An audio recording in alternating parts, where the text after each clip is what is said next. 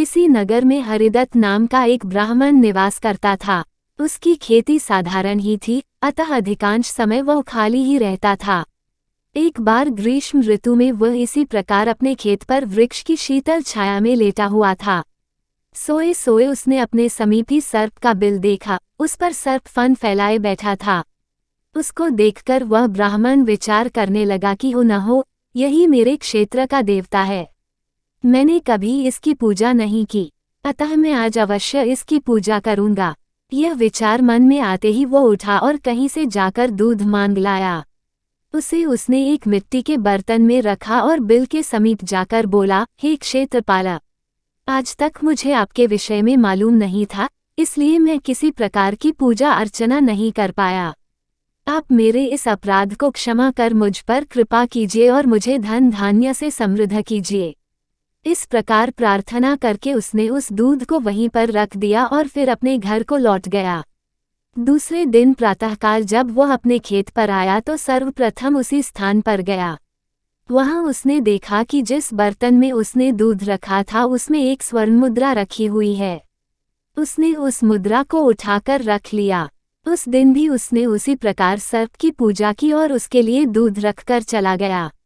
अगले दिन प्रातःकाल उसको फिर एक स्वर्ण मुद्रा मिली। इस प्रकार अब नित्य वह पूजा करता और अगले दिन उसको एक स्वर्ण मुद्रा मिल जाया करती थी। कुछ दिनों बाद उसको किसी कार्य से अन्य ग्राम में जाना पड़ा। उसने अपने पुत्र को उस स्थान पर दूध रखने का निर्देश दिया।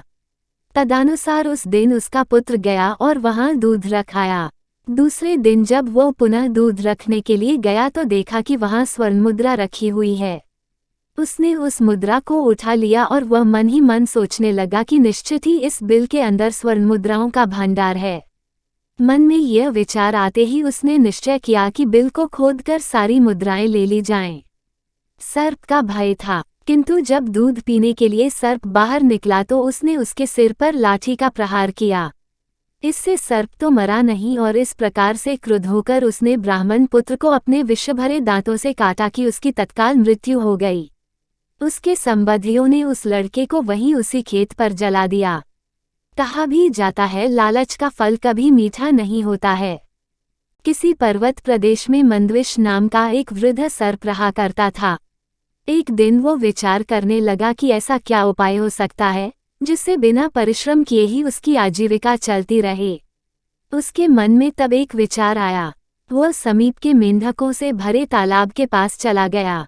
वहां पहुंचकर वह बड़ी बेचैनी से इधर उधर घूमने लगा।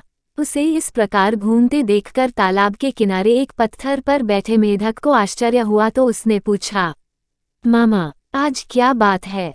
शाम हो गई है, किंतु तुम भोजन पानी की व्यवस्था नहीं कर रहे हो। सर्प बड़े दुखी मन से कहने लगा, बेटे, क्या करूं, मुझे तो अब भोजन की अभिलाषा ही नहीं रह गई है।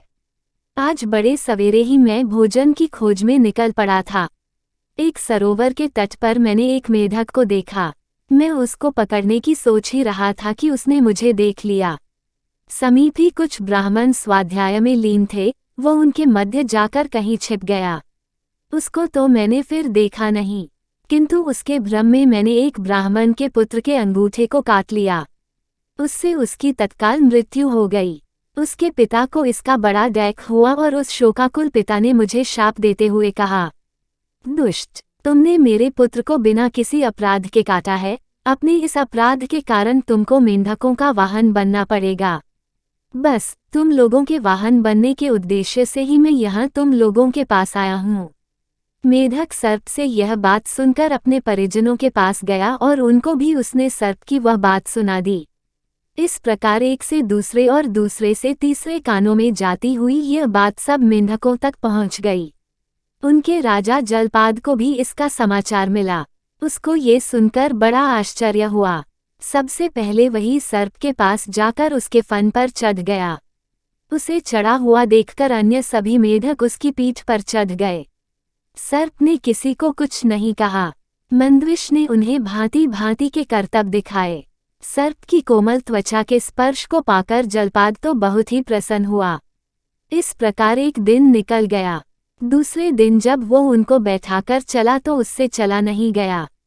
उसको देखकर जलपाद ने पूछा, क्या बात है, आज आप चल नहीं पा रहे हैं? हाँ, मैं आज भूखा हूँ इसलिए चलने में कठिनाई हो रही है। जलपाद बोला, ऐसी क्या बात है? आप साधारण कोटि के छोटे मोटे मेंढकों को खा लिया कीजिए।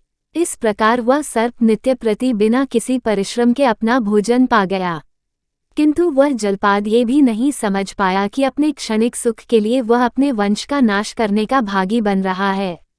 सभी मेंढकों को खाने के बाद सर्प ने एक दिन जलपाद को भी खा लिया। इस तरह मेंढकों का समूचा वंश ही नष्ट हो गया।